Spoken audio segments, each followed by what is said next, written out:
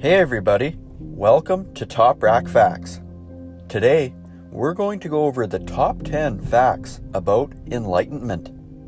Make sure to watch until number 1, because it's one of the most amazing facts about our consciousness as humans that I've ever heard.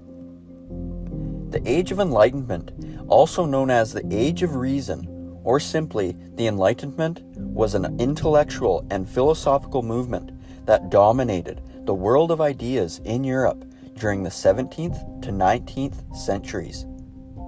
Here are top 10 facts about enlightenment that we're pretty sure you didn't know about. Let's get right into it. Number 10. Isaac Newton had something to do with it. Well, Newton isn't just responsible for the laws of gravity. A lot of people may not know, but Newton is credited with some of the early works that birthed the Enlightenment. Some consider the publication of Isaac Newton's Principia Mathematica in 1687 as the first major work of enlightenment. And this is a huge deal looking at the first that many centuries later there are still enlightenment movements. Number 9. They had fundamental ideas.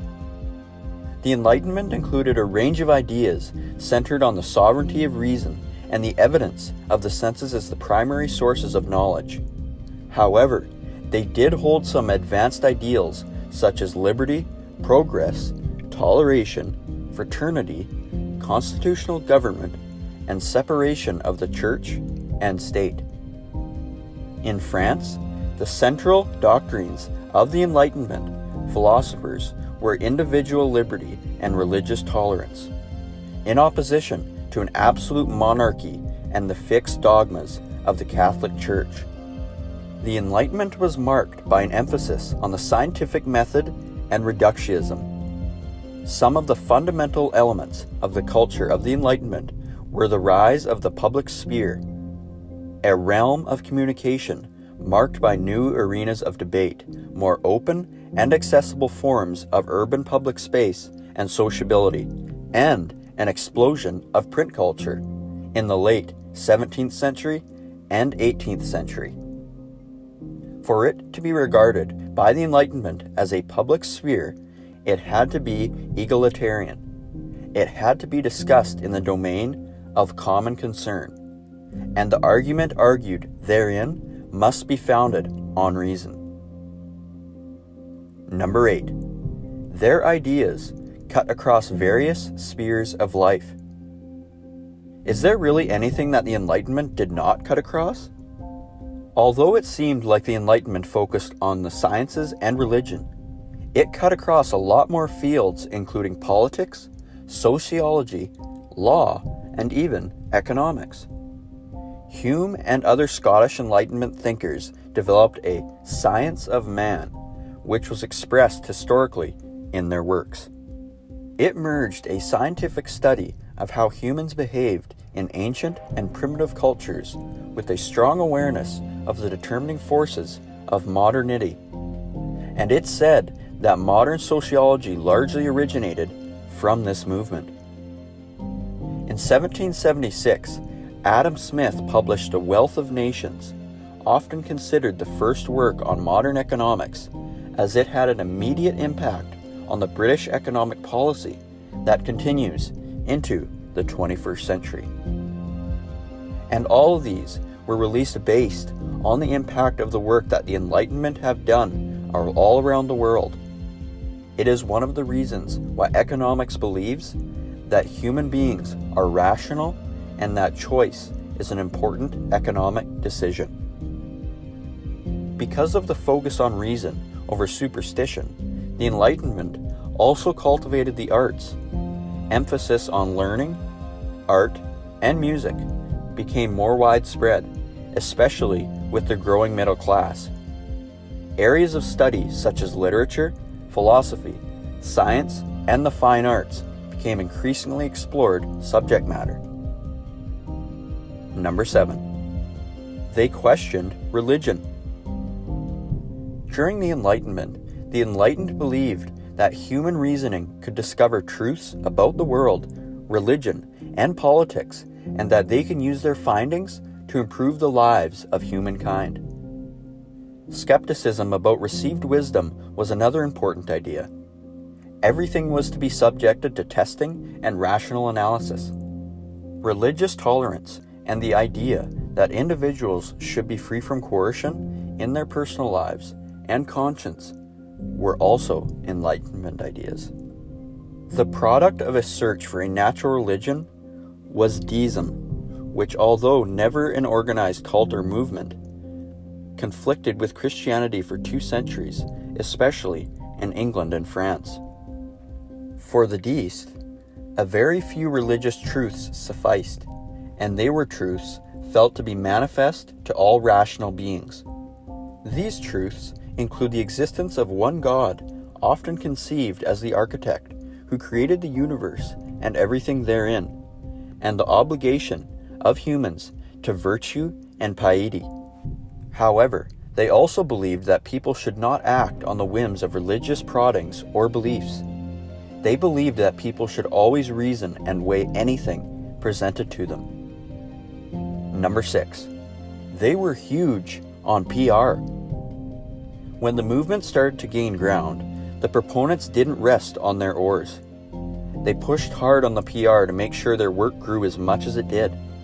Philosophers and scientists of the period widely circulated their ideas through meetings at scientific academies, Masonic lodges, literary salons, coffee houses, and in printed books, journals, and pamphlets. Philosophies introduced the public to many scientific theories, most notably through the encyclopedia and the popularization of Newtonianism by Voltaire and Émile du Châtelet. Number 5. The Enlightenment birthed the idea of society as a social contract. The idea of social contract was strongly proposed by philosophers championing the Enlightenment. A social contract in political philosophy is an actual or hypothetical contract or agreement between the ruled and the rulers, defining the rights and duties of each. In pre-medieval times, according to the theory, individuals were born into an anarchic state of nature, which was happy or unhappy according to the particular version. They then, by exercising natural reason, formed a society and a government by making contracts among themselves. The idea of society as a social contract, however, contrasted sharply with the realities of actual societies. Thus, the Enlightenment became critical, reforming, and eventually revolutionizing how society operated. They began to sketch the outline of a higher form of social organization based on natural rights and functioning as a political democracy. These outlines were eventually put into reforms during revolutions. Number 4. It produced fundamental psychology theories.